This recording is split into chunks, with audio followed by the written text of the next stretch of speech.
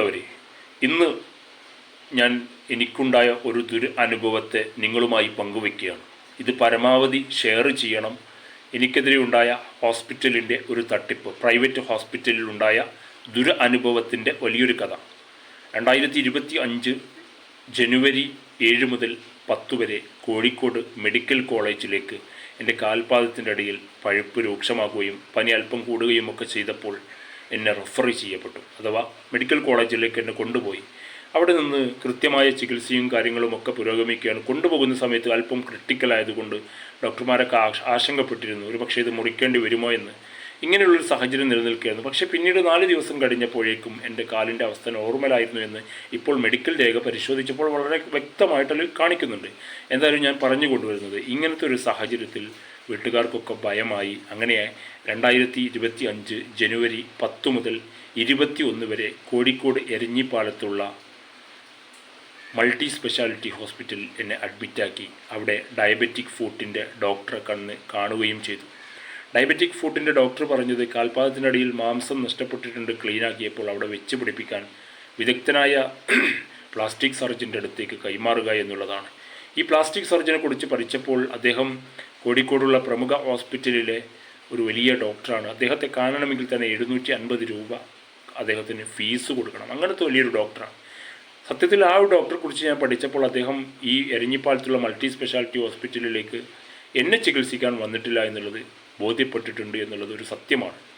ഇങ്ങനെയുള്ളപ്പോഴാണ് ഒരു junior doctor 2022 December 19 അധ്യാപകനായിട്ട് കോഴിക്കോടുള്ള ഒരു ഹോസ്പിറ്റൽ മെഡിക്കൽ കോളേജിൽ അധ്യാപകനായി കയറുകയും 2024 കോഴിക്കോടുള്ള പ്രമുഖ ഹോസ്പിറ്റലിൽ 5 പ്ലാസ്റ്റിക് സർജന്മാരാണ് തോന്നുന്നു. 5 പ്ലാസ്റ്റിക് സർജന്മാരിൽ ജൂനിയർ കൺസൾട്ടൻ്റായിട്ട് ആണ് അദ്ദേഹം ജോലിയിൽ പ്രവേശിക്കുന്നത്. അദ്ദേഹം അവിടെ ഒരു ഓപ്പറേഷൻ നടക്കുകയാണെങ്കിൽ 5 ഡോക്ടർമാരുടെ കൂടെ ഒരു മെഡിക്കൽ ടീമിലെ ഒരു അംഗമായിട്ട് അവിടെ കത്രികയോ മറ്റോ അനുബന്ധ കാര്യങ്ങളൊക്കെ എടുത്തു കൊടുക്കാൻ ഡോക്ടർമാരുടെ ഒരു കൂട്ടത്തിലൊരു ഡോക്ടർ. അങ്ങനത്തെ ഒരു ഡോക്ടറാണ് 2025 ജനുവരി 17 എൻ്റെ കാല് ഒറ്റയ്ക്ക് വന്ന് മുറിക്കുന്നു എന്നുള്ളത് പറയാതിരിക്കാൻ വയ്യ. തെളിവ് സഹിതം കിട്ടിയത് കൊണ്ട് തന്നെയാണ് പറയുന്നത്. ഞങ്ങളെ പറഞ്ഞു പറ്റിക്കുകയായിരുന്നു, സീനിയർ ഡോക്ടർ വരും, നിങ്ങളെ ചികിത്സിക്കും, നിങ്ങൾക്ക് വേണ്ട എല്ലാ കാര്യങ്ങളും ചെയ്യും. പക്ഷേ അദ്ദേഹം ഒരിക്കൽ പോലും കണ്ടിട്ടില്ല. ഈ ജൂനിയർ ഡോക്ടറുടെ കാര്യം എടുത്ത് പരിശോധിച്ചപ്പോൾ, ഞാൻ ഈ ജൂനിയർ കൺസൾട്ടൻ്റ് എന്ന് പറയാൻ കാരണം, ഈ കോഴിക്കോടുള്ള പ്രമുഖ ഹോസ്പിറ്റലിൽ അദ്ദേഹത്തിൻ്റെ സീനിയർ കൺസൾട്ടൻ്റ് എന്നുള്ള വെബ്സൈറ്റിൽ പ്രസിദ്ധപ്പെടുത്തിയപ്പോൾ ഞാനത് ചോദ്യം ചെയ്തു. പിന്നീട് അത് വെറും കൺസൾട്ടൻ്റാക്കി മാറ്റി. കാരണം അദ്ദേഹം 2022 ഡിസംബർ 19 ജോലിയിൽ കയറിയ ആളെങ്ങനെ സീനിയർ കൺസൾട്ടൻ്റ് ആവുമെന്ന് ചോദ്യം ചെയ്തപ്പോൾ ഇപ്പോൾ അവരുടെ വെബ്സൈറ്റിൽ വെറും കൺസൾട്ടൻ്റായി മാറ്റി. ഇങ്ങനത്തെ ഒരു ജൂനിയർ ഡോക്ടർ, അങ്ങനെ തന്നെ പറയാം. ഇങ്ങനെ അവിടെ ഒരു കൂടിയ മറ്റുള്ള എൻ്റെ ഹാർട്ടിൻ്റെ അതുപോലെ തന്നെ എല്ലിൻ്റെ മറ്റുള്ള എല്ലാ ഡോക്ടർമാരും ഇത് മുറിക്കേണ്ടതില്ല, ഇവനെ രക്ഷപ്പെടുത്താമെന്ന് പറഞ്ഞപ്പോൾ ഇവന് കിട്ടിയൊരു ചാൻസ് എന്ന നിലയ്ക്ക് മെഡിക്കൽ കോളേജ് എന്ന് പറഞ്ഞിട്ടുണ്ടല്ലോ. മെഡിക്കൽ കോളേജിൽ നിന്ന് എങ്ങനെയാണ് പറയുക? കാരണം മെഡിക്കൽ കോളേജിൽ നിന്ന് ഒരു രേഖയും ഇല്ലാതെയാണ് ഈ കോഴിക്കോട് എരഞ്ഞിപ്പാലത്തുള്ള മൾട്ടി സ്പെഷ്യാലിറ്റി ഹോസ്പിറ്റലിലേക്ക് വന്നിട്ടുള്ളത് എന്നുള്ളതാണ്. അങ്ങനെയാണ് ഇവർ പറഞ്ഞ തട്ടിപ്പിൻ്റെ ഒരു വ്യാപ്തിയാണ് ഞാൻ പറഞ്ഞുകൊണ്ടിരുന്നത്. എനിക്ക് പറയാനുള്ളത്, ഇത് തെളിയിക്കപ്പെട്ട് കഴിഞ്ഞാൽ ഈ ഡോക്ടറുടെ TMC രജിസ്ട്രേഷനും നഷ്ടപരിഹാരവും ഒക്കെ തരേണ്ടി വരുമെന്നുള്ളത് കൊണ്ട് ഡോക്ടർമാരൊരു ഗ്യാങ്ങായി ഇതിനെ നേരിടാൻ വേണ്ടി ശ്രമിക്കുകയാണ്. എനിക്ക് 3 വിദഗ്ധരായ ഡോക്ടർമാർ തന്ന റിപ്പോർട്ടിൻ്റെ അടിസ്ഥാനത്തിലാണ് ഞാൻ ഇതിൻ്റെ ഒരു പോരാട്ടത്തിലേക്ക് ഇറങ്ങിയത്. അവർ പറഞ്ഞൊരു കാര്യം, ഇന്നെനിക്ക് നാളെ നിനക്ക് എന്നുള്ളൊരു പോളിസി ഉണ്ട്. അതുകൊണ്ട് ഒരു ഡോക്ടർക്കൊരു വിഷയമുണ്ടായി കഴിഞ്ഞാൽ ആ ഡോക്ടറെ പരസ്യമായിട്ട് കുറ്റപ്പെടുത്താൻ പറ്റില്ല. അതുകൊണ്ട് എനിക്കിതിൽ പരസ്യമായിട്ട് അല്ലെങ്കിൽ ഇതൊരു ഔദ്യോഗിക രേഖയായിട്ട് തരാൻ പറ്റില്ല, അനൗദ്യോഗികമായിട്ട് രേഖ തരാം. ഇതിൽ ഗുരുതരമായ വീഴ്ച സംഭവിച്ചിട്ടുണ്ട്, നിയമ പോരാട്ടം തുടരണം. അതിൻ്റെ അടിസ്ഥാനത്തിൽ തന്നെയാണ് ഞാൻ ഈ നിയമ പോരാട്ടം തുടരുന്നത്. അത് ഞാൻ മുന്നോട്ട് കൊണ്ടുപോകുക തന്നെ ചെയ്യും. എനിക്ക് തന്ന മെഡിക്കൽ റെസ്യൂമിലടക്കം ഇദ്ദേഹത്തിൻ്റെ ഈ ജൂനിയർ ഡോക്ടർ ഒരു രേഖയുമില്ല. എൻ്റെ മെഡിക്കൽ റിപ്പോർട്ടോ കേസ് ഷീറ്റോ അങ്ങനത്തെ ഒന്നും നൽകിയിട്ടില്ല. കേരള മെഡിക്കൽ എസ്റ്റാബ്ലിഷ്മെൻറ്റ് 2019 ആക്റ്റിൽ വളരെ കൃത്യമായിട്ട് പറയുന്നുണ്ട്, രോഗിയുടെ അവകാശമാണ്. ഇതുവരെയും തന്നിട്ടില്ല. കാരണം അതിൽ തിരുത്തലുകൾ വരുത്താൻ വേണ്ടിയിട്ടാണ്. അവർക്കറിയാം ഗുരുതരമായ വീഴ്ച സംഭവിച്ചിട്ടുണ്ട് എന്ന്.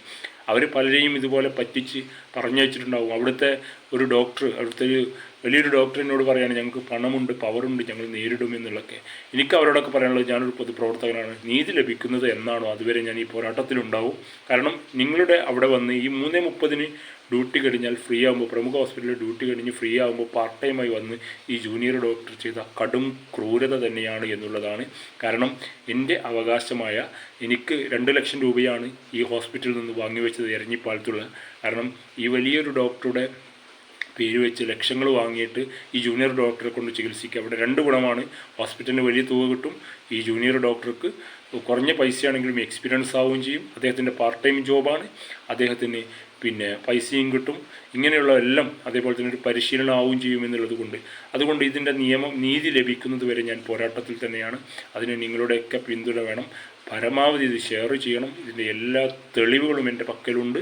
ഇനി അടുത്തതിൻ്റെ ബാക്കി വീഡിയോ ഉടനെ വരുന്നതാണ്. ഇത് എല്ലാവരും എൻ്റെ കൂടെ ഉണ്ടാവണം. സോഷ്യൽ മീഡിയയിലൂടെ ഇത് പ്രചരിപ്പിക്കണം. കാരണം ഞാനത് അറിഞ്ഞത് മെഡിക്കൽ കോളേജിലുണ്ടാകുന്ന വിഷയങ്ങൾ നമ്മൾ പെട്ടെന്ന് അറിയും, പക്ഷേ പ്രൈവറ്റിൽ അറിയാതെ പോകുന്നത് ഏറ്റവും കൂടുതൽ പ്രശ്നം നടക്കുന്നത് പ്രൈവറ്റിലാണ്. ഇത് ഈ മാധ്യമപ്രവർത്തകരും കാര്യങ്ങളൊക്കെ അവരൊരു ഗ്യാങ്ങാണ്. അതായത് മാധ്യമപ്രവർത്തകർക്ക് പരസ്യം കൊടുക്കുന്നത് ഇവരായതുകൊണ്ട് ഇവരെക്കുറിച്ച് പരാതി കൊടുക്കാൻ പറ്റില്ല. എന്നാലും ചില മാധ്യമങ്ങൾ റിപ്പോർട്ട് ചെയ്തിട്ടുണ്ട് ഞാൻ DMOയുടെ ഓഫീസിനോട് സമരം നടത്തിയതൊക്കെ. ഇനിയും തുടരും. അതുകൊണ്ട് പിന്നെ അതുപോലെ തന്നെ ഇത് മെഡിക്കൽ നെഗ്ലിജൻസ് ആയതുകൊണ്ട് ഇതിന് വ്യക്തമായൊരു തെളിവ് കിട്ടണമെന്നൊക്കെ പറഞ്ഞുകൊണ്ടാണ്. വ്യക്തമായ തെളിവ് കിട്ടാൻ 1.5 വർഷം വരെ കാത്തിരിക്കേണ്ടി വന്നത് എന്നുള്ളത് ഡോക്ടർമാർ പരസ്പരം ഒരു ഇതായതുകൊണ്ട് അവരെ കുറ്റപ്പെടുത്താൻ അല്ലെങ്കിൽ മറ്റുള്ള സഹപ്രവർത്തകരെ കുറ്റപ്പെടുത്താൻ അവർ തയ്യാറാവുന്നില്ല എന്നുള്ളത് കൊണ്ടാണ്. അതുപോലെ തന്നെ നമ്മൾ പരാതി കൊടുക്കാൻ പോകുന്ന DMOയുടെ ഓഫീസും ഇവരെ സംരക്ഷിക്കുന്നൊരു ദയനീയ കാഴ്ച കാണുന്നുണ്ട് എന്നുള്ളത് പറയാതിരിക്കാൻ വയ്യ. കാരണം ഇദ്ദേഹത്തിന് തെളിയിക്കപ്പെട്ടാൽ ഇദ്ദേഹത്തിൻ്റെ ഭാവി നഷ്ടപ്പെടുമെന്നുള്ളത് കൊണ്ട് ഇദ്ദേഹത്തെ പരമാവധി സംരക്ഷിക്കാൻ വേണ്ടി ശ്രമിക്കുകയാണ്.